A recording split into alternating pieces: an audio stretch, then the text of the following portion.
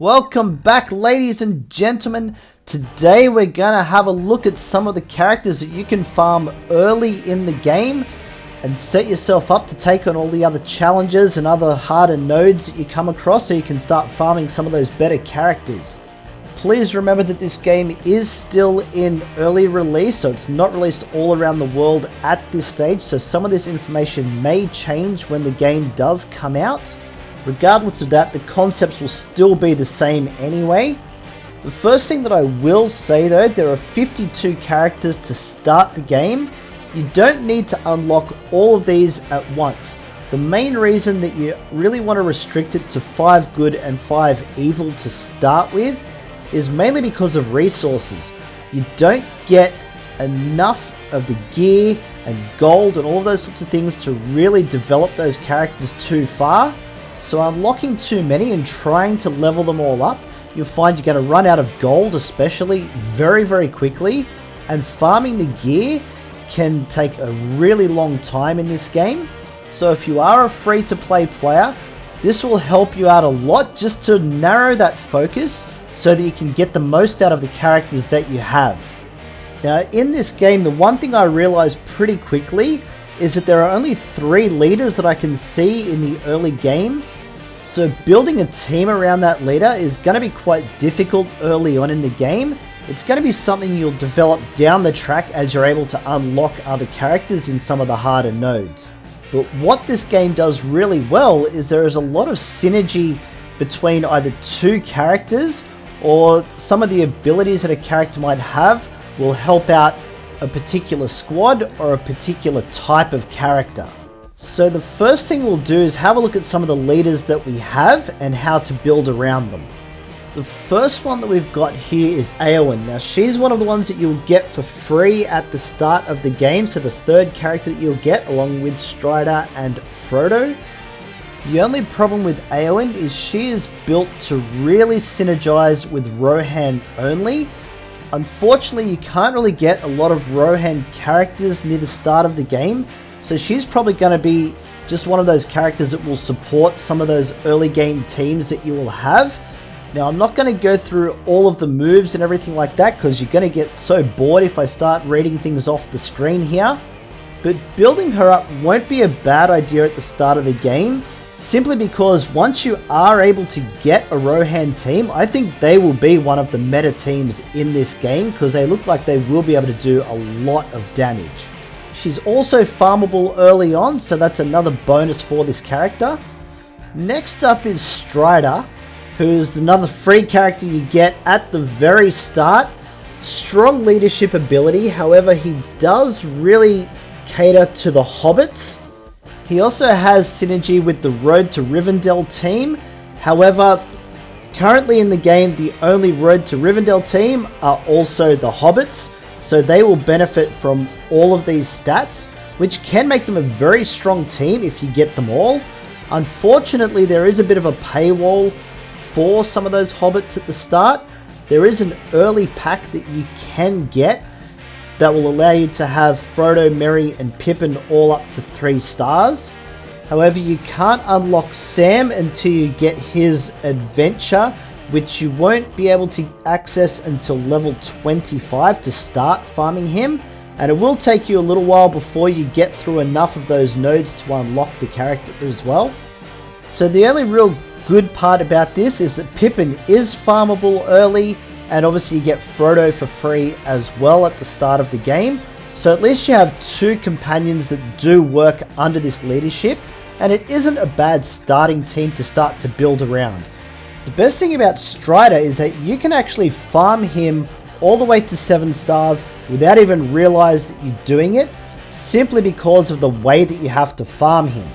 Just by doing your 10 daily quests, which are really easy to do, the sort of things that you're going to do when you go into the game anyway, you can do them very fast, and just for completing those 10, you're going to get 10 Strider shards straight away. So every day you're going to get another 10.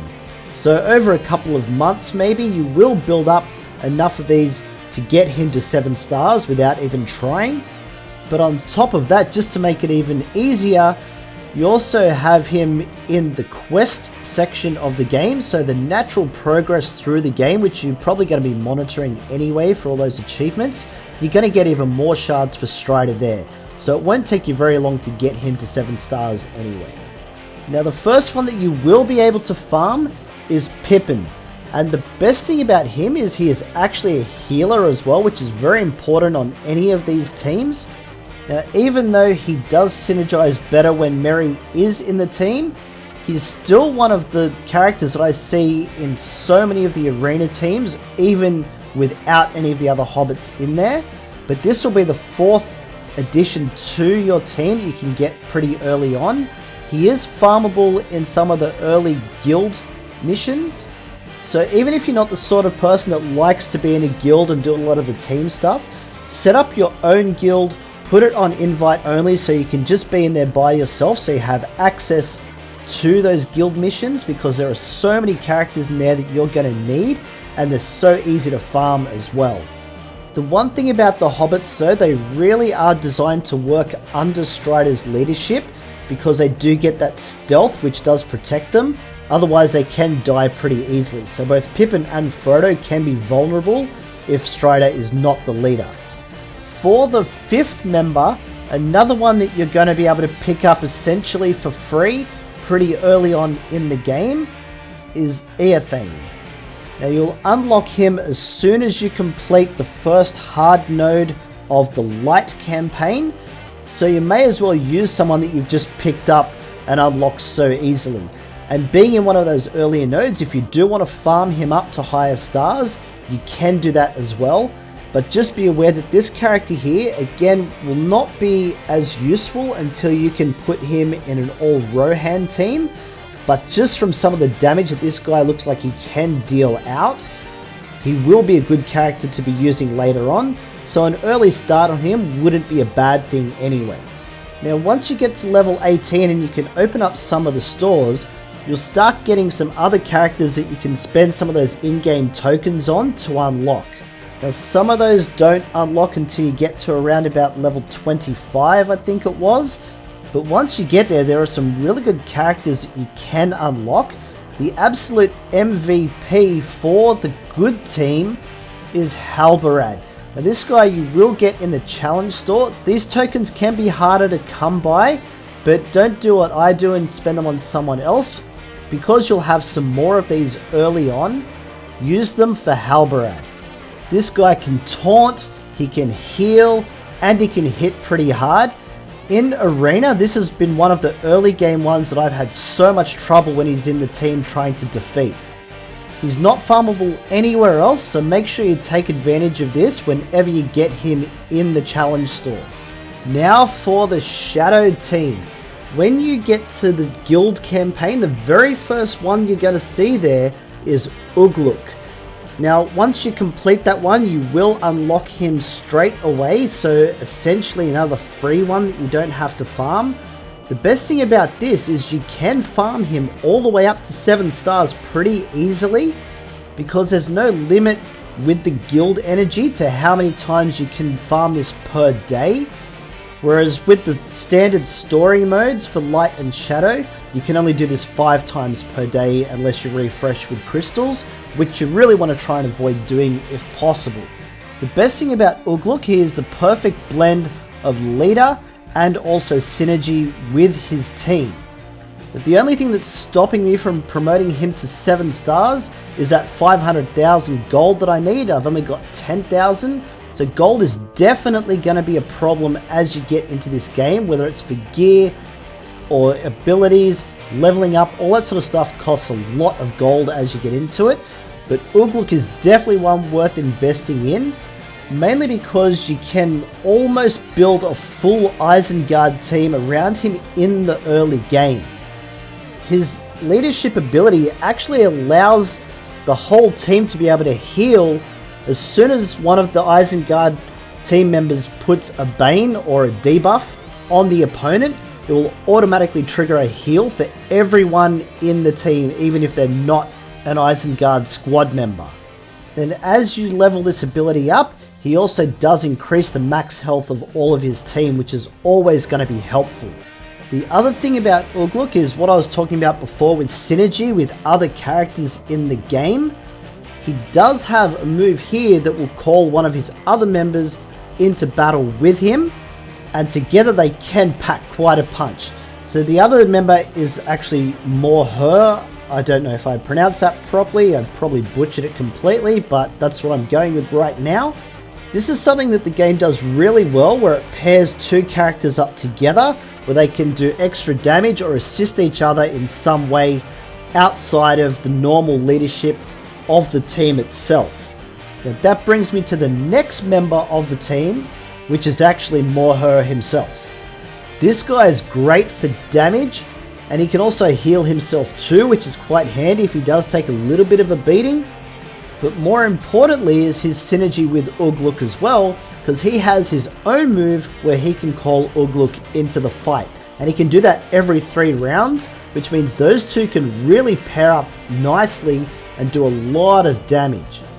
On top of that, he can also increase the crit chance and crit damage of the other Isengard squad members, which makes them a real lethal team once you can get all 5 in there. The other great thing about him is he is another one that you can unlock pretty early. As you can see right at the start of that second hard campaign for the light side, you'll find Morhoth there and be able to farm him straight away. Now the third member of this squad is another Isengard character, and that is the Urukai Woundbinder. And as the name suggests, he's the team healer, which in any squad is very important. You need someone there to try and keep that team alive so they can keep packing in the punches. He's also not too bad as far as dealing damage is concerned. The only thing is he is a little bit squishy, so if he's not protected, he will get targeted pretty much straight away and he can die early in the battle. So you want to make sure that you do gear him up pretty early. You can farm him early on to get those stars up a little bit, but again, gold will be the problem when it comes to promoting these guys to the next star level. But as soon as you unlock the first hard node of the Shadow campaign, the Doctor will be in the house. You can unlock the Urukai Woundbinder straight away. Now this team that we're building here is also the one that I use in the arena for the early part of the game. It will get you quite high so you can get those daily crystal payouts. And that will bring me to the next one for the squad. And that's the Isengard Captain. Now this is the guy that can remove the taunts and things like that. All of those boons or buffs from the enemy team. He can also apply quite a few different banes to the enemy, as well as an attack that will call an assist for that extra damage. And obviously his passive there can increase his own health and armor, which does come in handy because again he is a bit squishy, so you will need to gear him up so that he lasts a bit longer in the battle. He will get targeted if you don't. Now to find him, you will have to wait until you get into the second chapter of the Shadow hard campaign. I think he's about the 5th node along, so you will have to grind a little bit in order to get to him. But once you get to him, he unlocks pretty early. It's only 15 shards, so you can get him at 1 star. So another great addition to this squad and really helps with that whole synergy of this team.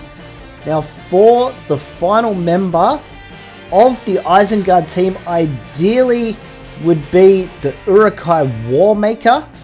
Now this guy looks like he'll really do a lot of damage. Unfortunately, in the early part of the game, I haven't found any nodes where he is farmable as yet. The only shards that I've been able to get were from the free chests that you get every 4 hours. I've managed to find 6 shards there. Maybe I'll be lucky enough just to unlock him from that. But in the meantime, we do have a couple of substitutes that we can put in the team that will still get you through some of those earlier nodes and even used for arena. The first one is the Dunlanding Marauder. As you can see pretty early on in the guild campaign, just on the 3rd node there, he unlocks at 1 star, so very quick to unlock. You can get him in the team, get him up and running. He doesn't have any real synergy with the Isengard team. However, The Battle Fury does add might to everyone in the team, so it will increase some damage on their next turn. He can do okay damage by himself. He's probably only going to be in the team for a short while, just until you get someone better, but not a bad one to start with. Like I said, he will get the team up and running so that you can get through those other nodes to farm some better characters. But the big one, and I do mean the big one, if you've played the Shadow of War games, you probably know what this is. He's found at the end of the first chapter of the guild campaign, so really early farming.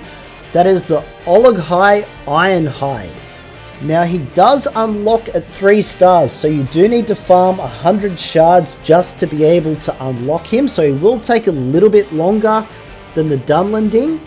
And even though he doesn't necessarily have the synergy with the Isengard team, you put this big brute in the team, he is meant to deal damage to all of the opponents. He's got a number of moves there that can deal damage to multiple characters at one time.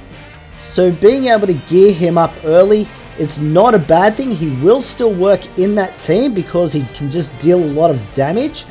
But then as you unlock other characters that are going to have synergy with Mordor or with Trolls, which there are a few in there that I would like to do at some stage, but he's already going to be geared up and ready to go, so it's not a bad idea to farm him, even though it will take a little bit longer to unlock.